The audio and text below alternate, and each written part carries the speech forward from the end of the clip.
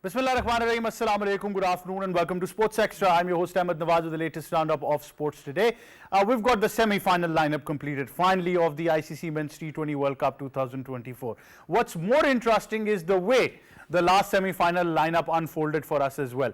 And I think that is something to talk about because Afghanistan are going to be facing South Africa in the first semi-final, while in the second semi-final, England take on India. So both these semi-finals tomorrow, we'll be talking about it, but the way Afghanistan have beaten Bangladesh, I mean, it's absolutely superb. For the first time ever in history, Afghanistan has qualified for an ICC event semi-final, I think, which speaks volumes of itself as well. And for, I think, the fact that Australia have been knocked out, they've not just crushed Bangladesh, but they've crushed Australia as well on their way to the road to the semis. I think it's remarkable that we discuss this as well. And I think there's a lot of criticism right now on Mitchell Marsh, the way he said, go Bangladesh, and then Cricket Australia tweeted that as well, you know, everything that they were favoring Bangladesh, but nothing really worked for them. I think if you look at the historical perspective of it as well, only Brian Lara had predicted Afghanistan to go through, and Rashid actually said that we're going to make sure that we do that for Brian Lara. And the fact is that now they're going to be playing in that Brian Lara academy that we talk about in their first semi-final.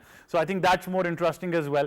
So, you know, some of us are really surprised, but then most of us had predicted Afghanistan to go through as well. So we'll talk about this. And then, of course, after Afghanistan, Bangladesh, we move on to discuss Australia's loss to India as well, which was very pertinent that we talk about this as well, because I've been seeing the numbers as well, and I think 206, when you talk about it in detail, it's absolutely remarkable the way it happens.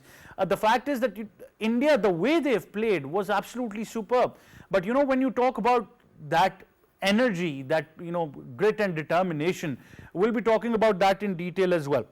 And I think apart from that, we've got already news coming in. David Warner has retired from international cricket as well. We'll talk about that. His career so far, the third Aussie ever to score centuries in all three formats. So I think fantastic career comes to an end. A bit prolonged, but then again, he was hoping to retire on a high for the T20 World Cup. That wasn't meant to be. He's had, you know, an okay World Cup so far. So we'll talk about that in detail as well. Time now to introduce the guests. First of all, in studios, we've been joined by cricket commentator, broadcaster, international presenter, and our sports expert, Asif Ahmed. Assalamu alaikum. How are you?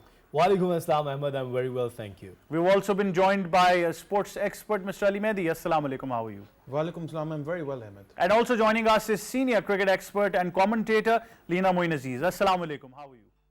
Walaikum salam, Ahmad, and walaikum salam, and salams, in fact, to everyone in the studios. Walaikum Assalam. Walaikum Assalam. Thank you very much for joining us as well. And now, like I said, that the semi-final lineup has been completed. When you talk about, I think the two semi-final lineups, there's a lot to talk about them as well. But I think Afghanistan versus Bangladesh is a game that had all eyes on it as well. Not just the world, but Australians were eyeing that game. The Indians, the South Africans were probably eyeing that game as well to see what opponent they're going to take on as well. But Leena, first of all, now, since we've got the semi-final lineup completed, what is your analysis of the four teams that have made it? Well, you know, I feel that the teams that have made it, most of them were expected, barring, say, Afghanistan. But then Afghanistan has been doing so well lately. You know, it's been upsetting big teams. As a team, it's progressing well.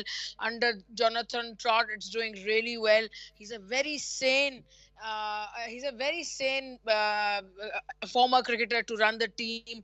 And then also the fact that a former cricketer is running the whole thing in Afghanistan, not a politician. So these things make a difference, you know, and they've been making slow progress, but genuine progress, you know, in every field. And with Rashid Khan at the helm of affairs, at the captain, he's an excellent captain. A couple of days ago, we were watching his captaincy, the way he was using his spinners, Nabi for 1 over and then keeping him back. And then Noor, if he was hit, he didn't give him another over, held him back, got the fast bowlers in who took the wickets. His captaincy is very intelligent, and I would say it's a very well-deserved Afghanistan entry. But I am sad for Australia because they're someone who could have stopped India somewhere, and we all want that India should be stopped somewhere, although India is playing some fantastic cricket. I'm a big fan of Rohit Sharma. His selfless captaincy and his selfless batting. The man never thinks about his selfish 50 or 100, can get out on 90 to attempting a big shot when his team is already, doing well. So, that kind of thing, someone like an Australia could have stopped India, but now it's going to be difficult. Maybe if there's no rain in that semi-final between England and India, maybe then England can stop them, because if they reach the final, they'll probably be unstoppable, and will try and avenge the fact that they didn't win that World Cup one day final just a few months ago. So yeah, so four teams are well deserved. I mean, I personally would have liked New Zealand or Pakistan, but they didn't come to the party at all. Pakistan was never going to come to the party, and I'm not happy, but I mean, I at least backed myself a couple of weeks ago when on a podcast I've said that USA is going to defeat Pakistan. When I was saying that, I was saying, oh man, what have I said? That's not happening. But part of me knew that Pakistan was in such a terrible state that maybe USA is going to do that. But talking about the four semi-finalists, I think well deserved, and they should be here. Certainly, Asif, it's very interesting. I mean, we have to talk about the fact that, you're the only one from all of us right now who has visited Afghanistan, seen their cricket, what it means to them as a nation. I mean, cricket is the only thing they have right now when you talk about the joy and the way they present themselves on the global stage. Lack of facilities, lack of infrastructure for so many years, not having a home base for so many years. I mean, all of these things are taken into effect, and first time ever in history they make the semi-finals. Well, I think that this is their passion towards cricket, first of all. And when we talk about that, the Afghanistan was a side and nobody was thinking even they could qualify for the final fours. But what they had done actually, see, Ahmed, Miss Leena was talking about their skipper Rashid Khan, the way he performed himself. Last night's games, though Naveen was okay with the ball, he has started so well with Fazl Farooqi. But in the end and in the middle, if you see that the way Rashid Khan bowled for his team, not only in this match, throughout the tournament is performing so well. And the most important thing is his captaincy, brave decisions. And then, of course, he has plenty of experience. He's playing around the globe, different leagues, getting some exposure, getting some experience, 92 T20s international. So I think that when we talk about a team like Afghanistan and skipper like Rashid Khan, it's been phenomenal. And then Rohit Sharma, of course, that see all of those four sides, the skippers are so performing with the bat, and either Rashid Khan is so good with his flick shot. Right before the show, we were discussing his six. Rohit Sharma, his class last night, it was top notch, and that's why he's hitman. Everyone calls him hitman because he's a player of a big game.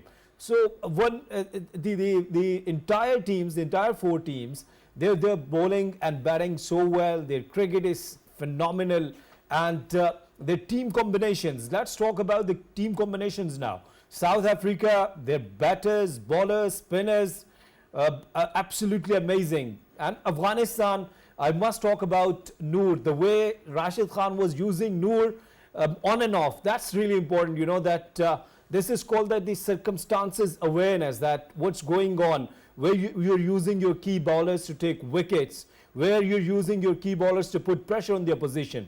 So 100% marks to Rashid Khan on his captaincy, and amazing batting from on other side. If we talk about the first game, Rohit Sharma, the way he played, especially against Mitchell Starc, that was absolutely stunning. And that's why I always talk about that the batters who are technically fit, they could play anywhere. And Rohit Sharma proved himself once again that he's a big match player. Absolutely. Ali Mehdi, we have to talk about this. I think we'll talk about the fact that Afghanistan have made it into the semis for the first time ever in history. Let's talk about what it means to the world of cricket and to them particularly, and then of course we move on and discuss the other semi-finalists.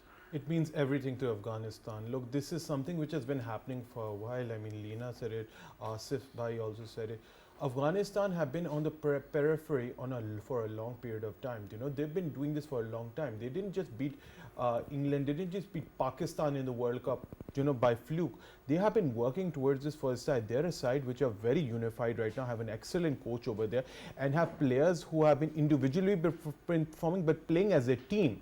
And when you obviously play as a team and you're unified, you're going to do very well. So the great Brian Lara, when he said a few weeks ago that, you know, that I genuinely think that Afghanistan are going to make it to the semi-finals, he didn't just say that out of the blue. He said it because they have an excellent team chemistry, excellent team composition, and because conditions suit them very well. Ali Mehdi, the impact of Bravo and Jonathan Trott in that dressing room. I mean, it's made a world of a difference. Jonathan Trott is that sort of a person, I want to tell you. I followed Jonathan Trott very closely when he was a cricketer, when he actually used to bat, and he was a cool and calm player, very calm and sober, but he at the same time, you know, he was the sort of person who was always thinking when, you know, with his batting, and he's implemented that into this Afghanistan cricket team. You know, he knows how to get the best players. We have to keep on going back to that one match against Pakistan in the ICC Cricket World Cup of 2023, when we showed that when Jonathan Trott bamboozled Pakistan by playing 4 spinners, knowing that, you know, if there's any way we can actually get Pakistan is by playing those 4 spinners. So if you've got that mindset, you've got that coach who knows their teams inside out, and you are playing according to the strengths, you're going to win. And that's exactly what they did against Australia. It wasn't a fluke. Against Bangladesh, it wasn't. Even the conditions yesterday at St. Vincent and the Geraldines was very, very difficult. It wasn't. There was rain over there. It was a slowish wicket. But even 115, Ahmed, they trusted their bowlers to defend it. Why did they trust it? Like Asif Bhai mentioned over there, the way Noor bowled, 3.5 was his economy rate. It was phenomenal. But the most important thing is when you have a player like Farooq, who is on fire right now with the bowling 4 wickets, and then Rashid Khan complementing it, then it comes as no surprises. They're rightfully there in the semi-finals. And let me tell you that you know, the way they are playing, they are now next playing at Brian Lara Cricket Academy in Tarouba in Trinidad. They are favourites going to that match, not South Africa, because of those conditions. South Africa would be worried that Afghanistan have made it. Very worried. They would have preferred another team to play them. But because the fact of the matter is South Africa are now, they've been brilliant, but they've won games, very close matches, very close matches. But against Afghanistan at Brian Lara Cricket Academy, where the ball is turning square, it is slow. South Africa better hope that they win the toss and they get something on the board. Otherwise, if they have to chase, Afghanistan will roll them over. Well, certainly. Leena, the interesting fact that I really want you to analyze over here is that I was seeing the synergy amongst the players. I mean, it's a great example for, you know, so-called teams who don't have a dressing room environment right now that are being talked a lot in Pakistan. The fact is that, you know, Rashid's the captain. He had great support from Nabi, the way he was, you know, advising him in all decisions. They were making it, calling the shots together. But obviously when Rashid was given the captaincy, Nabi did not, you know, say anything, nor did he come on any forms of media, nor was there, you know, any sort of dispute between them.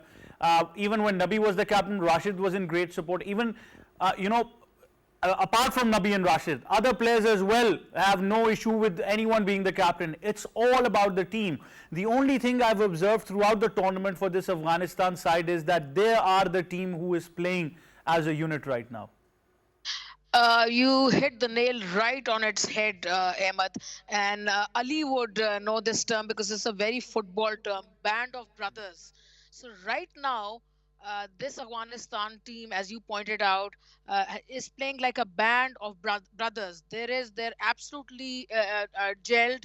There is unity, harmony amongst all the players. There is no bickering, and I'm using the word bickering amongst players for captaincy, for power. There is no power struggle. Their board is run by someone who's played cricket, someone who's a cricketer. Even though you earlier on you said that there's nothing in Afghanistan except cricket. So there's nothing in Pakistan except cricket also. But then we don't respect that. But we should. But we don't play like band of brothers. So Afghanistan right now is playing like band of brothers everywhere. Each one is playing for the other guy. They're getting, rejoicing each other's success. When someone takes a wicket, there's a, expressive celebration.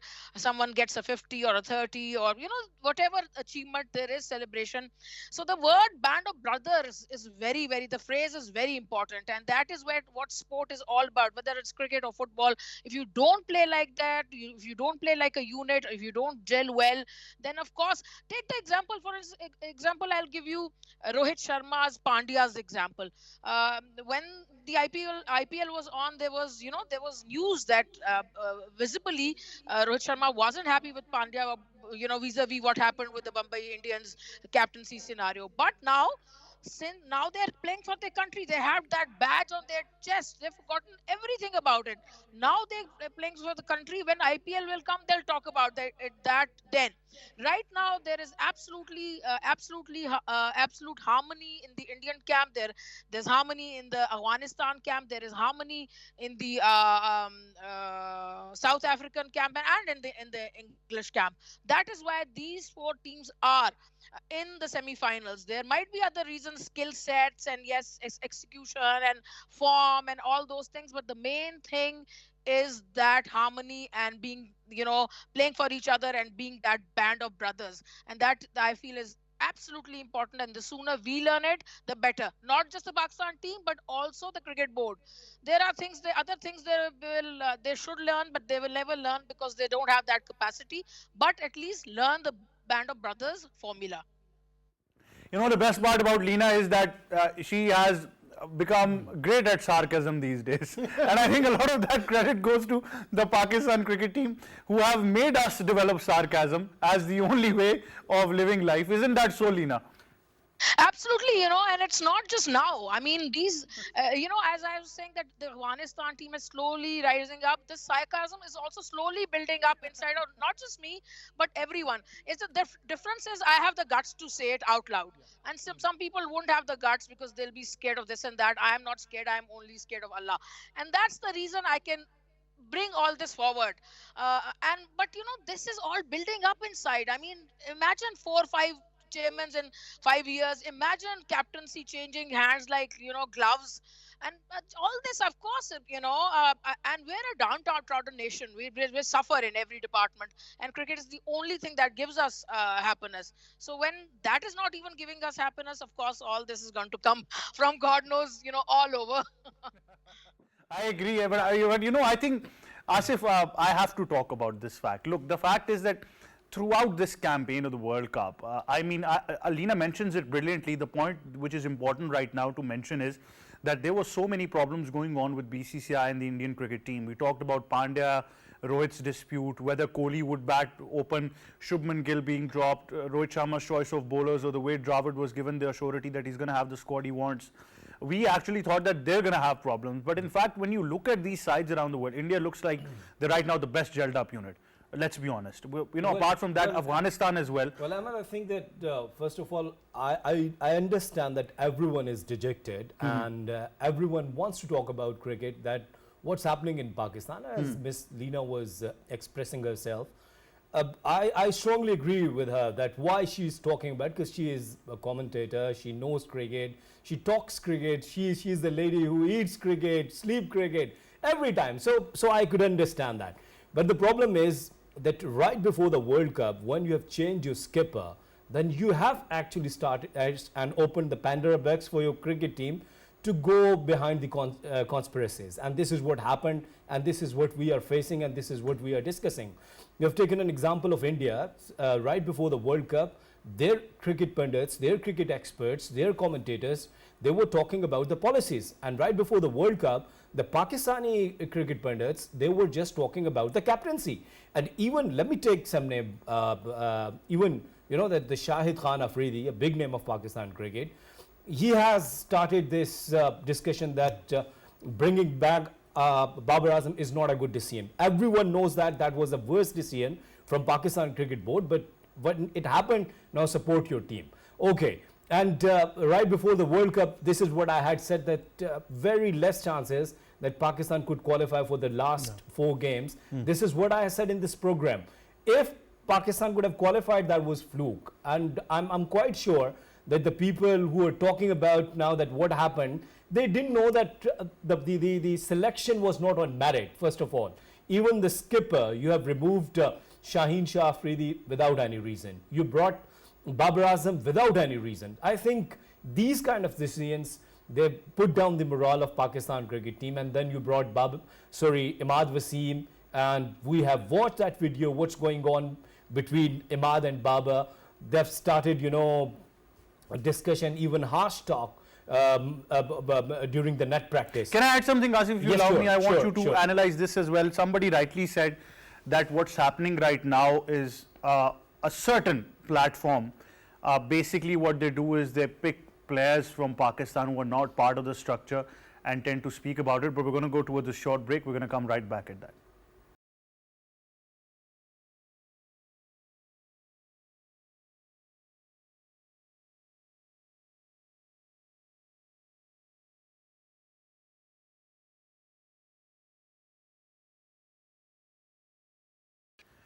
Welcome back. So, Asif, before the break, what I wanted to add to your discussion was, and I want you to analyze that somebody rightly pointed out and said that what's happening in Pakistan for the past 4-5 years, or even beyond that, is that a certain media platform, they tend to pick players who, spill the beans, who talk a bit harsh, and are a bit eye candy for the media fraternity. They bring them. They talk all sorts of things. Immediately, their hue and talk gets them selected into the Pakistan side, and this vicious cycle continues. Well, Ahmed, this is not only in the media, but when we talk about the Pakistan Cricket Board, I do remember when Nadeem Khan has been appointed as the head of National High Performance Center. He brought Mohammad Yusuf, and somebody asked that why you brought him. He said that he used to sit over the TV channels. He always bashed Pakistan Cricket Board, and that's why I brought him. That means you can get selected very early after that. Well, if this is your target, Ahmed, then how if you are selecting your team and selectors and rest of the board members, I think then it won't work, of course. The selection should be done on the justice, either for the cricket team or for the Pakistan Cricket Board. You follow domestic cricket, I follow. Ma'am Leena, she remained the part of domestic cricket for a long time, and I'm quite sure that when we are watching and observing the domestic cricket, tell me how many are journalists and the sports anchors, they used to watch domestic cricket. I think very less, because I've been the part of commentary in Gaddafi Stadium in Rawalpindi. Hardly I can see only 1 or 2 journalists. They used to come to the stadiums and they watch that what's happening actually. Even the chief selectors, they don't visit the I think we need a policy there as well. So Yes. somebody who doesn't come in attendance to domestic cricket Yes. should not be given accreditation for international cricket. I think Shirazi sir won't be happy for No, that. Shirazi bhai goes to domestic cricket. Yes, I know. I'm just kidding. So that's very rightly said by you. And one important thing, Ahmed, we were discussing that what happened in the last meeting of Pakistan Cricket Board, that now they have decided that we will give respect to the domestic performers, and you will be selected only through the performance of your domestic season. This is what happening from last 10-15 years. What's new? Why you didn't apply this in this mega event, in this marquee event? Why you have brought those players who were performing well in the Pakistan Super League, and you have not given the chances to the players who have performed well from last 3-4 seasons in domestic cricket? And that's why Pakistan lost badly. Pakistan played very poor cricket because there was, of course, grouping inside the team, and this is what now it's written on the wall. Everyone could see that. Even the chairman is aware about that what happened, and he has taken the report from the manager. Still the report, we are waiting the report from the head coach, Gary Christian. Very, very harsh comments from him. This is what we heard. And if this is happening, I think first time they've been made public. A lot of coaches would have said that internationally. I think Mickey said that as well. We never looked into that structure. There's been so much talk about this.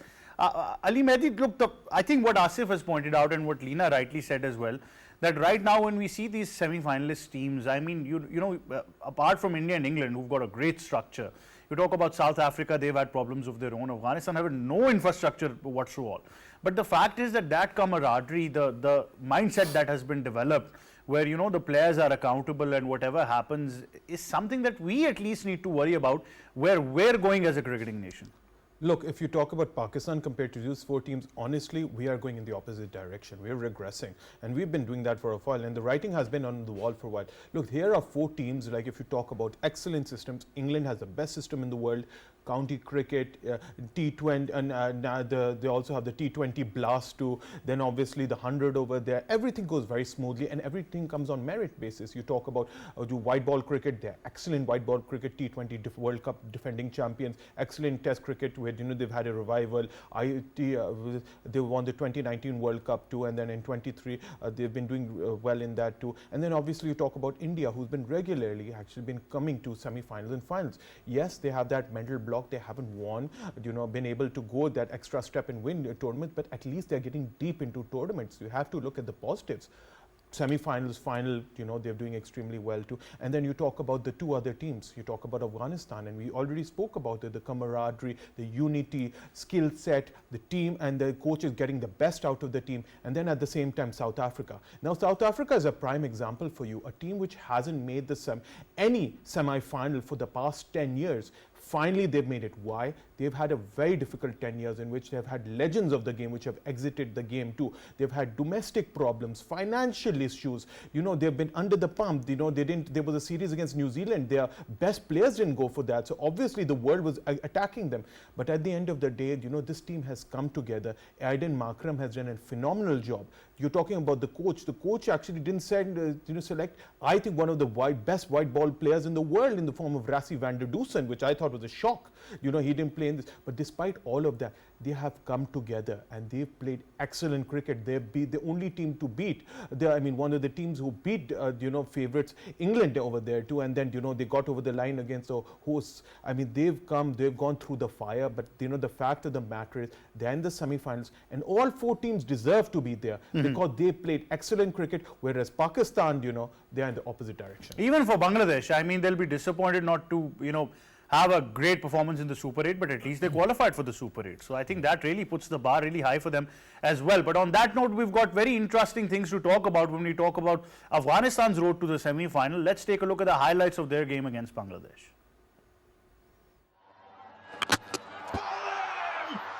The slowing from Nabil al-Haq. He's used it so often. A thrilling match was witnessed by cricket fans around the world as Afghanistan has secured a semi-final berth, and what a performance it was. From Kabul to Kandahar, they'll all be celebrating. Have a look at them. They won the toss and elected to bat first, boasting a competitive total of 115 runs for the loss of 5 wickets in their allotted 20 overs. Catch it. Shouts of catch it, and the wind will take it.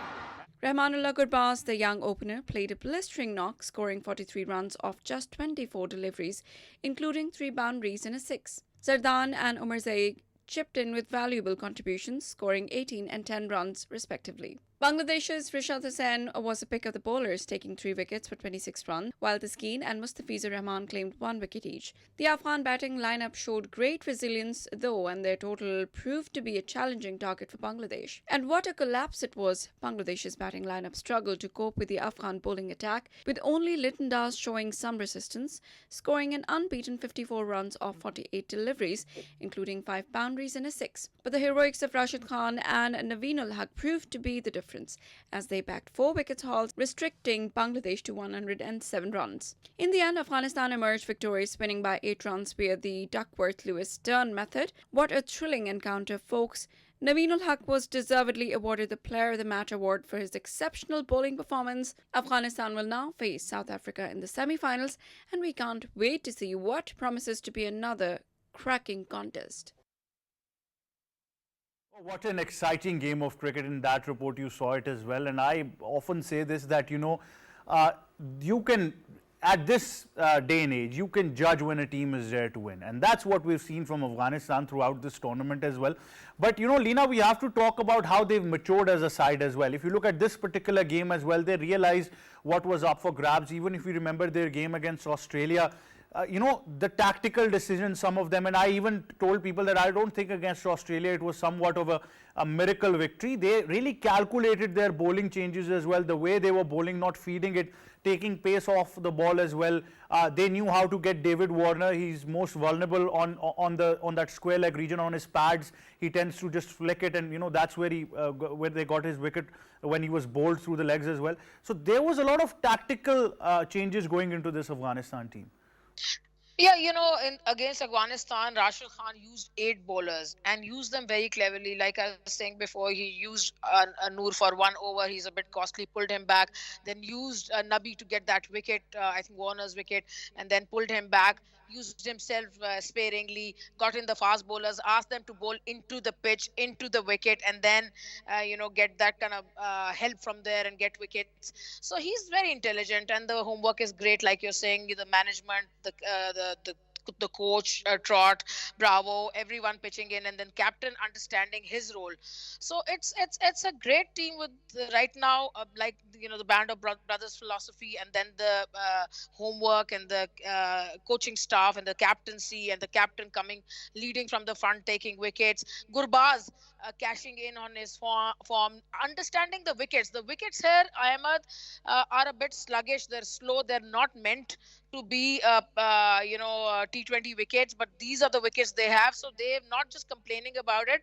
They understood the nature of the wickets being sluggish and slow, and then used their bowlers accordingly, and used the batters have understood that okay, if they wickets have fallen, but the one guy is settled in like Gurbaz, he will go and get a 45-50, and that should be enough on the day, like it was yesterday against Bangladesh, or that day against Afghanistan, when the bowlers were used so beautifully.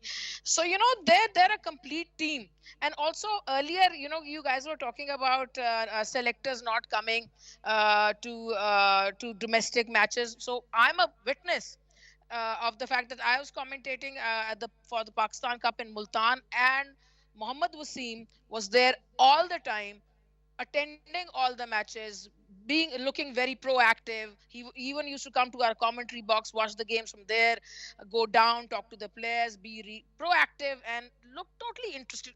He is one of my favorite selectors, actually, because I know him as a person also. I know his seriousness, I know his understanding for the game, and I know what kind of work he was doing. He wasn't gallivanting with the whole family somewhere else while the Pakistan cricketers were playing in Multan, playing the Pakistan Cup. Also, he's not a rotten egg like some of the selectors, chief selector, for instance, these days, who would build a position, actually, get this position done. What is a senior manager position? You guys tell me. Have you heard of the senior manager position? Okay, there is an assistant manager, there is the assistant coach, their batting coach, bowling coach, senior coach, assistants to all those positions. But since when do we have a senior manager who's only there to go and visit and put pressure on the team? Because the chief selector's job is just to select the team, give it to the management and the captain, and just stay back. No one should see him. Just stay back home, watch the matches on his television screen, and judge from there what he's got to do next, who's doing well, who's not doing well, and that. Not tour with the team. So, these kind of things are, that's the difference. Right now, someone I think Ali used the word regressing. And that is why Pakistan team is regressing, because these things are happening and no one's there to stop them. The chairman's doing hoo-ha and also not caring about it and talking about surgery. Where is the surgery? We haven't still seen. The patient is about to die, Pakistan cricket, and there's no surgery. Well, it will happen. When we have a doctor, senior manager or manager, it will happen, trust me. But the fact is that even right now, with some of the decisions, we were just discussing them off air as well, that the fact is that the problem is not the policy, it's about the enforcement of that policy. It's about implementing those things that we talk about. But because Ali Mehdi, you've been put into the limelight by Leena by using the word aggressing. I mean, we'll talk about that, but now let's just discuss the two semi-final lineups that we have.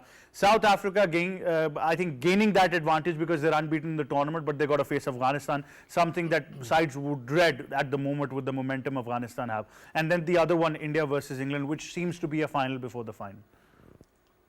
Yes, Ali Mehdi. Yeah, if you talk about the semi-finals, I have to tell you one thing. I want to talk first about this match, which is between South Africa and Afghanistan, because this is a match which is on the plate for Afghanistan. And the reason I said that, like I said earlier, it's being played at Tarouba, Brian Lara Cricket Academy. Now, this is the wicket where, you know, we've seen a match. If there's one match in particular I want to point out, that is West Indies versus New Zealand, which took place earlier in the tournament. And in that, West Indies were in big trouble because of the wicket was spinning so much. And then obviously we saw it in incredible innings, which was actually took place in that match too.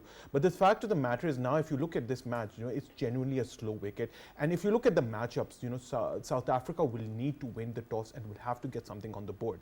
If they get something on the board, then obviously they have a chance against Afghanistan. Otherwise, because of this slow wicket, if Afghanistan actually managed to bat and put something on the board, then I think South Africa will be in trouble. You have a good example yesterday when they made about 115, and even at 115, they look confident about winning this match because they trust their bowlers so much.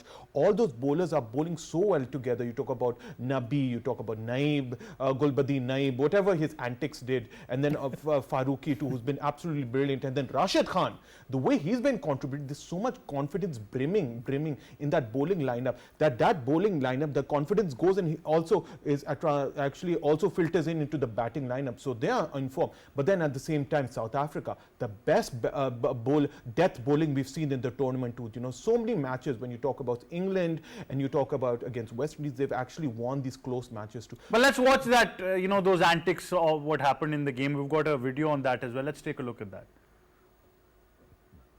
In a little bit harder now. Duckworth Lewis Stern has Afghanistan ahead. Oh, no. Sorry. Can't have this. I'm not accepting that. Not accepting that. I know we're going to go off now, but even Rashid doesn't like it. I like that from Rashid Khan. And there you go. Slow it down. Slow it down. Now, watch.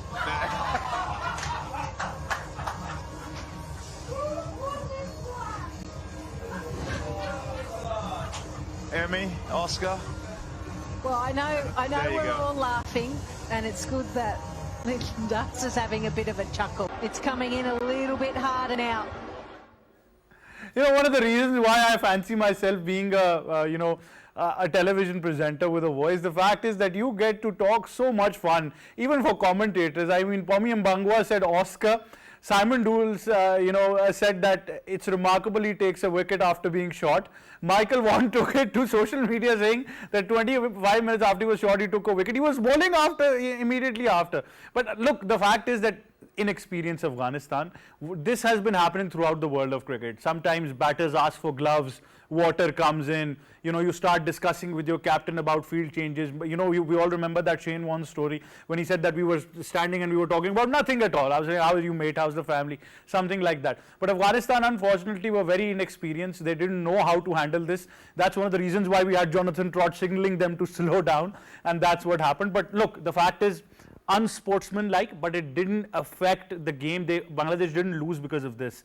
Afghanistan did tend to get 10 wickets, you know, to win the game as well. So I won't bring it there, but obviously it leaves a bad taste for the world of cricket as well. Bangladesh would be thinking, why us all the time? We remember Azaz Cheema and now we remember Gulbadin Naim. So I mean, these things will continue, but I think the fact is Afghanistan have qualified. Very quickly, I'm going to take the predictions for both semi-finals. Leena, what's your final lineup going into the semi-finals tomorrow? Well, like the gentleman was saying, if South Africa bat first, then I'm going with South Africa, because on a sluggish wicket, batting second against 4 spinners from Afghanistan won't be easy. So if South Africa batting first, South Africa, and from here, mind says India, but heart says England. So it should be, I would love to have a South Africa-England final. Well, that's interesting. South Africa, England. Yes, Asif, your thoughts? Well, I think that I'll go straight away that the South Africa is playing very good cricket and they're a very experienced side.